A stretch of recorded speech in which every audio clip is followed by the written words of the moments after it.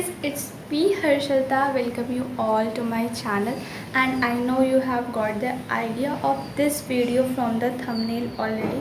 So without wasting any time, we just let's start. The very first thing that ki this video is gonna helpful for those who have their compartment exam, but this video is also helpful for all my juniors, means my 10th means in this video, at the end of this video, I will share something that will be helpful for all those also. Summarizing the whole video, I will do these things. Means the first, I will tell you the most important chapters. The second, I will tell you the strategies to approach in the exam, and third is diagrams, and there is also a surprise at the end of this video. Starting with the first point, that is the most important topics. तो सबसे पहले I will start from the chemistry. ठीक है, chemistry का सबसे पहला chapter chemical reactions and equation. इसके नाम से तुम्हें पता चल रहा है कि इसकी रिएक्शन से एक बार सभी रिएक्शन से जो एनसीईआरटी में दी हो उस सारी रिएक्शन से एक बार गो थ्रू हो जाना. और इस चैप्टर का मैं कुछ इंपॉर्टेंट रिएक्शंस में बताऊं तो सबसे ज़्यादा इंपॉर्टेंट जो आपकी प्रेसिपिटेट वाली जो रिएक्शन होती है, जिसमें येलो प्रेसिपिटेट जो लीड वाली होती है, येलो प्रेसिपिटेट फॉर्म होती है, और जो बेरियम सल्फेट की जो वाइट प्रेसिपिटेट फॉर्म होती है, उसको एक बार अच्छे से देख लेना. प्रेसिपिटेट पे क्वेश्चंस आते हैं. और सेकंड चीज़, इसकी हर एक टाइप ऑफ रिएक्शन से भी हो लेना. और इसकी मोस्ट इंपॉर्टेंट थिंग कि इसके जो एग्जाम्पल्स हैं. इस चैप्टर से एक और क्वेश्चन जिस पे केस बेस भी बनता है, जो कि हमारे पेपर के टाइम बना भी था, दैट कि वो था कि आपको जो 2 टेस्ट ट्यूब दिए जाएंगे, उसमें एक में कॉपर सल्फेट होगा. अगर आप उसमें आयरन नील डालो, आई नो कि you will be aware of this question कि उसमें हम आयरन नील डालेंगे तो उसका कलर क्यों चेंज हो जाता है. तो keep that also in mind. Simply if I will tell you in the very crisp way, तो read the NCERT, you will get each and every knowledge of the first chapter. And the another important thing is that please go through the oxidation and reduction. Now moving to the second chapter, that is acid basis and salt. तो इसमें I know that you must be knowing the properties of acid basis and salt, but the important thing is कि indicators के नाम और उसके colour भी याद रखना. सेकेंड थिंग, एसिड मेटल के साथ रिएक्ट करता है, कार्बोनेट के साथ रिएक्ट करता है. रिएक्शन जितने भी शो किए गए हैं उसको अच्छे से एक बार सभी रिएक्शंस को देख लेना. और फिर जो पार्ट आता है हमारा सबसे इम्पॉर्टेंट टॉपिक, तो वो होता है कुछ सॉल्ट्स, जैसे कि washing soda, baking soda, bleaching powder. ये सारी चीज़ों को भी अच्छे से रख लेना. उसके कुछ पॉइंट्स होते हैं, जैसे washing soda hardness of water को मिटाने के लिए काम आता है. तो ये सारे जो छोटे छोटे पॉइंट्स हैं ना, उसको एक बार अच्छे से पढ़ लेना ताकि वो आए तो वो छूट ना सके. Now moving to the third chapter, that is metals and non metals. तो मेटल्स एंड नॉन मेटल्स में क्या डिफरेंस है फिजिकली, वो तो सबको पता ही होगा, आई नो. और जो सेकेंड थिंग जो इम्पॉर्टेंट है, दैट इज़ केमिकली, मतलब मेटल्स किससे रिएक्ट कर रहा है, किससे नहीं कर रहा है. नॉन मेटल्स किससे रिएक्ट कर रहा है, किससे नहीं रिएक्ट करना. वो हॉट वाटर से कौन से मेटल्स रिएक्ट कर रहे हैं, कोल्ड वाटर से कौन से कर रहे हैं. ये सारी चीज़ें जो है अच्छे से एक बार देख लेना. और the most important topic in this chapter is the concentration of ore. Literally it is the most important topic. इसको प्लीज़ मत लीव करना, क्योंकि भले और कुछ चीज़ों की जो रेशियो हो वो भले कम हो सकता है, लेकिन कंसंट्रेशन ऑफ ओर का जो है इट इज़ टू इम्पॉर्टेंट. तो इसके कंसंट्रेशन में जितने भी इंपॉर्टेंट टॉपिक्स, मतलब इंपॉर्टेंट रिएक्शन है, जैसे कैल्सिनेशन हो गया, रोस्टिंग हो गया, thermite reaction is the most important. और इसके कुछ डायग्राम्स भी हैं इंपॉर्टेंट है, वो मैं लास्ट में बताऊँगी. और भले ही पहले चैप्टर का कोरोजन इंपॉर्टेंट ना हो, but in this chapter here is corrosion important, क्योंकि यहाँ पे सिर्फ एक चीज़ नहीं है, 2-3 मेटल्स को ज्वाइन करके यहाँ दिया गया है. तो so go through it this all. Now moving to the fourth chapter, that is the carbon and its compounds. Carbon and its compound में उसके जो कैरेक्टरिस्टिक्स है उसकी तरफ भी एक बार गो थ्रू हो जाना. और the most important thing in the carbon and its compound chapter कि उसकी जितनी भी सारी रिएक्शंस हैं, लिटरली उसकी सारी रिएक्शंस, सोप फॉर्मेशन और भी जितनी भी रिएक्शंस हैं उसको प्लीज़ अच्छे तरह से उसको गो थ्रू करना. जितने अल्कीन, अल्काइन, अल्कीन जितने भी हैं उसको अच्छे से पढ़ लेना, क्योंकि वो चैप्टर जो है काफ़ी ज़्यादा इंपॉर्टेंट होता है बोर्ड्स के पॉइंट ऑफ व्यू से. और उसकी यही जो रिएक्शंस होती हैं वो ज़्यादा इंपॉर्टेंट होती है, कई बार बस रिएक्शंस को ही पूछ लिया जाता है. जितनी भी सारी रिएक्शन है उसको प्लीज़ गो थ्रू करना. यहाँ पर तुम लोग को सब चीज़ दिख भी रही होगी वो सारी. And I have taken this from the NCERT. तो अच्छे से अगर एनसीईआरटी में पढ़ लेते हो तो that is enough for you. Another thing which will be important, that is soap का फॉर्मेशन, मतलब सोप का जो डायग्राम है वो सोप कैसे फॉर्म हुआ, और डिटर्जेंट और सोप के जो डिफरेंस है वो भी इम्पॉर्टेंट है. और इस चैप्टर में please go through also from the electron dot structure जो कि इंपॉर्टेंट है, और आयनिक कंपाउंड, कोवेलेंट कंपाउंड, इसको भी एक बार अच्छे से पढ़ लेना। Now moving to the biology section. Biology section में सबसे पहले बात करते हैं हम फर्स्ट चैप्टर की, दैट इज़ लाइफ प्रोसेस। तो लाइफ प्रोसेस में जो होता है सारी चीज़ें इंपॉर्टेंट नहीं है, कुछ कुछ चीज़ें इंपॉर्टेंट, जैसे आपके डाइजेस्टिव में जितने भी आपके ऑर्गन्स जैसे स्टमक, इंटेस्टाइन, लिवर, जितने भी ये सारे ऑर्गन्स है आपको क्या हेल्पफुल कर रहे हैं, क्या सिक्रेट कर रहे हैं, ये सारी चीज़ें आपके पॉइंट ऑफ द टंग होना चाहिए। और इस चैप्टर में सबसे ज़्यादा इंपॉर्टेंट जो आता है वो आता है एक्सक्रीशन पार्ट से, मीन जो नेफ्रॉन वाला पार्ट है वहाँ से सबसे ज़्यादा चीज़ें आती हैं, वो सबसे ज़्यादा इंपॉर्टेंट चीज़ है। एक बार डायलिसिस इन सब की जो है मतलब डेफिनेशन को एक बार देख लेना, इसे आता तो नहीं है बट एक बार गो थ्रू हो लेना उसकी डेफिनेशन से भी। और रेस्पिरेशन का जो आपका वो इक्वेशन है पूरा कि हाँ एरोबिक का, एनारोबिक का, और यहाँ पे कितनी एटीपी बनती है, उन दोनों के बीच का डिफरेंस, मतलब रेस्पिरेशन में मैं ओवरऑल कहूँगी कि एरोबिक एनारोबिक का डिफरेंस। और ये जो चार्ट जो इधर शो हो रहा है इसे एक अच्छे तरीके से पढ़ लेना, छोड़ के मत जाना, इसको अच्छे से कर लेना। और मतलब ये सारी और ट्रांसपोर्टेशन से उतना कुछ नहीं आता, ट्रांसपोर्टेशन से हाँ हार्ट इंपॉर्टेंट है, वहाँ से क्वेश्चन जो हैं आ सकते हैं। मींस आपको आर्टरी और वेन, कैपिलरी, इस सब में डिफरेंस थोड़ा बहुत आ सकता है, मतलब थोड़ा बहुत, उतना बड़ा नहीं। Now will talk about the second chapter of biology, that is control and coordination. तो कंट्रोल एंड कोऑर्डिनेशन में सबसे पहला इंपॉर्टेंट जो है वो है प्लांट के हार्मोन जो वो सिक्रेट करता है चारों, auxin, gibberellin, cytokinin, abscisic acid, ये सारी चीज़ें को अच्छे से एक बार देख लेना। और सेकेंड ट्रॉपिज्म की बात करूँ तो कुछ ट्रॉपिज्म में इंपॉर्टेंट है, जैसे फोटोट्रॉपिज्म, जियोट्रॉपिज्म और थिग्मोट्रॉपिज्म, इससे भी क्वेश्चन आ सकते हैं। और नेस्टीज़ में मैं बात करूँ तो नेस्टीज़ का कोई उतना इंपॉर्टेंस नहीं है। और इस चैप्टर में सबसे ज़्यादा जो इम्पोर्टेंट है वो है न्यूरॉन का स्ट्रक्चर। न्यूरॉन का स्ट्रक्चर को एक बार, न्यूरॉन के डायग्राम को एक बार अच्छे से देख लेना, उसका सिनैप्स, जितनी भी उससे रिलेटेड चीज़ें हैं उसको एक बार अच्छे से पढ़ लेना। एंड फिर आगे बात करते हैं तो इसमें और इम्पॉर्टेंट चीज़ जो होती है वो होती है ग्लैंड।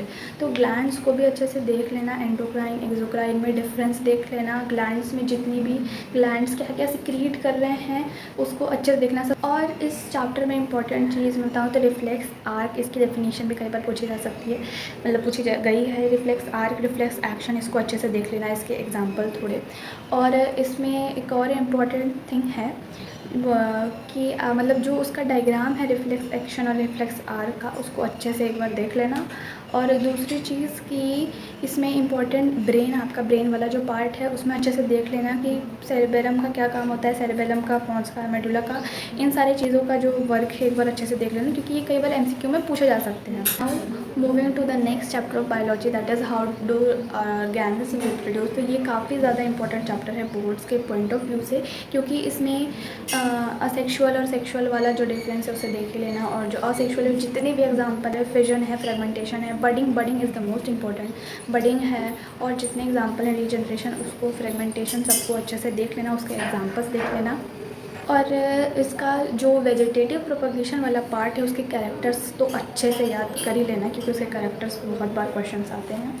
अब बात करते हैं सेक्सुअल मोड पे। अगर सेक्सुअल मोड पे जाऊँ तो मेल एंड फीमेल वाला जो है वो तो इम्पोर्टेंट है। ये प्यूबर्टी के डेफिनेशन से भी गो थ्रू हो जाना, क्योंकि वो भी इंपॉर्टेंट है, वो भी कई बार पूछ दिया जाता है। और इसमें अगर लॉन्ग फॉर्म में क्वेश्चन बहुत ज़्यादा आते हैं, लॉन्ग फॉर्म के क्वेश्चन जो है तुम उसको मतलब जब एक जाइगोट बनता है, जाइगोट से वो कैसे एक बेबी चाइल्ड में कन्वर्ट होता है, उस पूरे प्रोसेस को टिल द इम्प्लांटेशन, उसको अच्छे से पढ़ लेना, क्योंकि ये लॉन्ग फॉर्मेट में बहुत बार आता है, तो उसको तो मत ही भूलना। और एग नहीं फर्टिलाइज होगा तो क्या होगा, ये सारी चीज़ें एकदम अपने माइंड में रखना, और ताकि ये एग्ज़ाम में आए तो तुम लिख सको।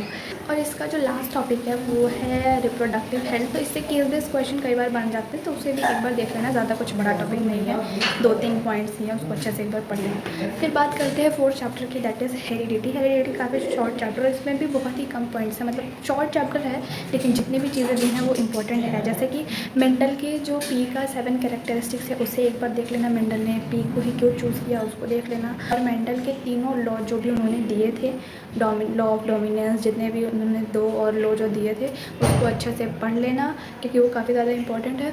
और उसकी जो भी क्रॉसिंग जो कराई है मेंडल ने, F1 जनरेशन, F2 जनरेशन, उसको, उसका जो पूरा ट्राइग्रामेटिक सिस्टम है उसको अच्छे से प्रैक्टिस कर लेना, क्योंकि अगर वो स्कोरिंग पॉइंट है, अगर तुम वहाँ गलती करोगे तब तो बहुत बड़ी गलती है, उसको अच्छे से प्रैक्टिस कर लेना। जो लास्ट टॉपिक है वो है सेक्स डिटर्मिनेशन, उसको भी अच्छे से पढ़ लेना क्योंकि वहाँ से भी क्वेश्चन आते ही आते हैं। ठीक है, now moving to the 5th chapter that is our environment. तो इस चैप्टर से मैं बताऊं तो जो थ्योरेटिकल चीज़ें थोड़ी कम और न्यूमेरिकल चीज़ें ज़्यादा आती हैं। न्यूमेरिकल चीज़ें मतलब जो फूड चेन में जो आपकी एनर्जी ट्रांसफ़र होती है 1% लो 1% लो, इसे याद किया रहोगे तो तुम्हें जो न्यूमेरिकल चीज़ें सॉल्व करने में काफ़ी आसानी होगी। फूड चेन में तुम्हें किसी भी ट्रॉफिक लेवल का दे दिया जाएगा कि एनर्जी इतना है, बताओ इस ट्रॉफिक लेवल का एनर्जी कितना होगा। तो न्यूमेरिकल चीज़ें थोड़ी ज़्यादा आती हैं कि ये चैप्टर जो है उतना इंपॉर्टेंट नहीं है बोर्ड्स के पॉइंट ऑफ व्यू से। जो मैंने बाकी के चैप्टर बताया वो इंपॉर्टेंट ज़्यादा है। Moving to the physics part. तो फिज़िक्स पार्ट में सबसे पहला चैप्टर है वो है इलेक्ट्रिसिटी वाला। इलेक्ट्रिसिटी में सबसे ज़्यादा तुम्हें जो है क्वेश्चन प्रैक्टिस करने की ज़रूरत है क्योंकि वहाँ से क्वेश्चन बहुत ज़्यादा आते हैं। रेसिस्टेंस से, आपका ओम्स लॉ से, ये सारे क्वेश्चन जो आते हैं। थ्योरेटिकल की मैं बात करूँ तो थ्योरेटिकल इसमें उतना नहीं आता। थोड़ी बहुत डेफिनेशन कंडक्टर्स, रेसिस्टेंस की थी, इन सब की थोड़ी बहुत डेफिनेशन देख सकते हो, लेकिन यहाँ से जो न्यूमेरिकल पार्ट है वो ज़्यादा आता है। डिफाइन 1 जूल, ये सारे क्वेश्चन जो है आ सकते हैं और एनर्जी के क्वेश्चंस भी यहाँ से बहुत आते हैं। ठीक है, अब बात करते हैं सेकंड चैप्टर की। मैं रिफ्लेक्शन और रिफ्रैक्शन दोनों को मिक्स करके मर्ज करके बता रही हूँ। तो रिफ्लेक्शन में तुम्हारा जो सबसे पहला है कि मतलब लॉ ऑफ रिफ्लेक्शन, ये तो पता ही होना चाहिए, लॉ ऑफ रिफ्लेक्शन सेम चीज़ है। और रिफ्लेक्शन में तुम्हें मिरर का, कॉनकेव, कॉन्वेक्स का, कैसे कैसे रेज जा रही हैं, किस पॉइंट पे आ रही है, फोकस पे, सेंटर ऑफ कर्वेचर पे, जहाँ भी जा रही हैं उसका अच्छे से डायग्राम तुम्हें याद रहना चाहिए। वहीं रिफ्लेक्शन में भी चीज़ें तुम्हें लेंस की जितनी भी चीज़ें हैं वो याद होनी चाहिए कि कॉन्वेक्स और मिरर और लेंस दोनों का जो तुम्हें यूजेस याद रहना चाहिए क्योंकि यूजेस पे क्वेश्चन आते हैं। और इस चैप्टर से मतलब मैं अगर रिफ्रैक्शन से कहूँ तो रिफ्रैक्शन से जो तुम्हारा जो ग्लास स्लैब है वहाँ से कैसे रे रिफ्रैक्ट कर रही है, वो चीज़ें मतलब रिफ्रैक्शन से थोड़ी चीज़ें इंपॉर्टेंट और हैं, लेकिन जो रिफ्लेक्शन और रिफ्रैक्शन दोनों में जो मैग्नीफिकेशन वाला जो टॉपिक है उससे क्वेश्चंस आते हैं तो उसको भी अच्छे से देख लेना। और इन दोनों चैप्टर से तो न्यूमेरिकल आते ही आते हैं, थ्योरेटिकल आए या ना आए, आराम से एक बार गो थ्रू हो जाना कि कौन सी रे कहाँ जा रही है। ठीक है, now I will talk about the another chapter that is magnetic. ठीक है, तो मैग्नेटिक में ये चैप्टर उतना नहीं क्योंकि पहले से बहुत ज़्यादा डिलीट हो गया है, बट कुछ इम्पॉर्टेंट है जैसे कि सोलेनॉइड हो गया तुम्हारा, सोलेनॉइड की प्रॉपर्टीज़ हो गई, और मैग्नेटिक फील्ड, मैग्नेटिक लाइंस की जो प्रॉपर्टी है उसको एक बार अच्छे से देख लेना क्योंकि ये थोड़ी बहुत मतलब छोटे मोटे क्वेश्चंस में आ सकते हैं। और इसमें तो इम्पॉर्टेंट चीज़ तुम्हें पता ही होगा जो है right hand thumb rule, left hand rule. ठीक है, ये सारी चीज़ें देखना क्योंकि इसी रूल पे जो है क्वेश्चंस न्यूमेरिकल इस चैप्टर में आते हैं। ठीक है, now moving to the another chapter that is human eye and the colourful world. इस चैप्टर में थोड़ी बहुत चीज़ें और इम्पॉर्टेंट है जैसे कि सबसे पहला तुम्हारा मायोपिया, हेट्रोमाइटोपिया के साथ मायोपिया, हाइपरमेट्रोपिया के जो डायग्राम है उसको भी अच्छे से एक बार देख लेना क्योंकि वो भी बनाना होता है।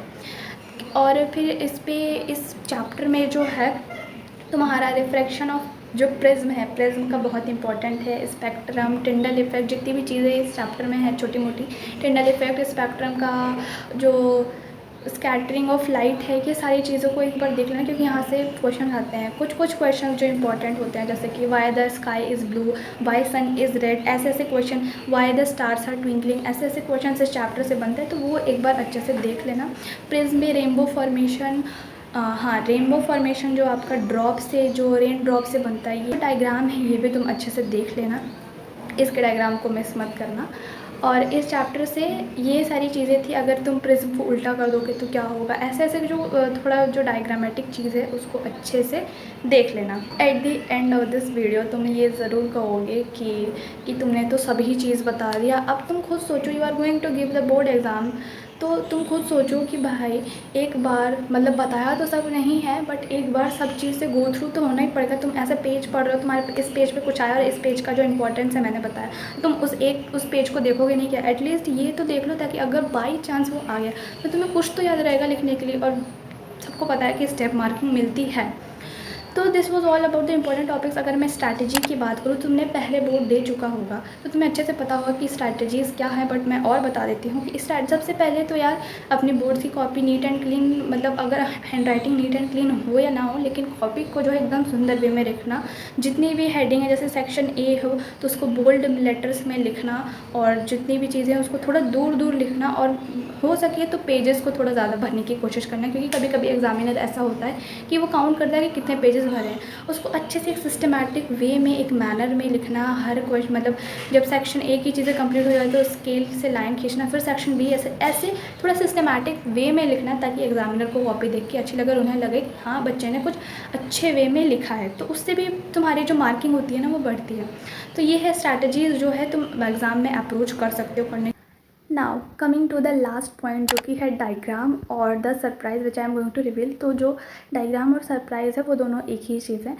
So you have always been asking me कि हर्षिता ये क्या है, ये किस चीज़ के डायग्राम्स है। तो मैंने तुम लोगों को बहुत बार बताया भी है कि ये क्लास 10th के डायग्राम्स है। And today I am going to show you all these diagrams. और लिटरली ये तुम लोगों को काफ़ी ज़्यादा हेल्पफुल होने वाले हैं, क्योंकि ये पूरे साइंस के मैंने एक क्रिस्प, इतने ज़्यादा स्पेस में जो है मैंने बहुत ही ज़्यादा क्रिस्प वे में जितने भी डायग्राम है उतने सबको कवर किया है। तो अगर तुम लोग को चाहिए तो तुम लोग बताना, I will share with you all, जो कि तुम्हारे एग्जाम में हेल्पफुल होंगे, क्योंकि साइंस के जितने भी डायग्राम्स हैं, here are they, these are the diagrams which you have been asking me many times in my life. और पता है इस पूरे में केमिस्ट्री, बायोलॉजी, हर सारे के सारे डायग्राम्स हैं।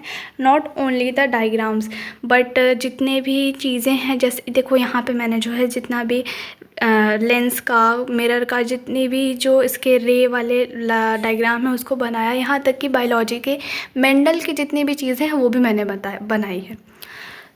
तो यही कहना है कि इफ़ यू वांट तो लेट मी नो, क्योंकि ये काफ़ी ज़्यादा तुम लोग के लिए हेल्पफुल होगा। I hope that you found this video informative and helpful for you. If you found this all things and do let me know in the comment section कि ये वीडियो तुम्हारे लिए हेल्पफुल थी या नहीं, जितनी भी चीज़ें मैंने बताई। और I have revealed the surprise also. तो उसकी एक और चीज़ है कि if you want these diagrams to you, so just comment me in my comment section. तुम्हारे कमेंट्स आएंगे तो उसके बाद I will post it on my community, ताकि तुम वहाँ से जैसे अच्छे से पढ़ सकते हो वहाँ पे देख के, ठीक है। और अगर मैं कम्युनिटी पे पोस्ट करूँगी तो जो मेरे जूनियर्स हैं उनको भी हेल्पफुल होगा। तो कमेंट में तुम लोग लिख देना अगर तुम लोग को चाहिए सीरियसली, कोई एंटरटेनमेंट नहीं, अगर तुम लोग को सीरियसली ये डायग्राम्स चाहिए तो do let me know in the comment section. So yeah that's all for this video. Thank you for watching and wish all the best to you all कि तुम सब अपने एग्ज़ाम में अच्छा करोगे। बस ये चीज़ें थोड़ी पढ़ लेना।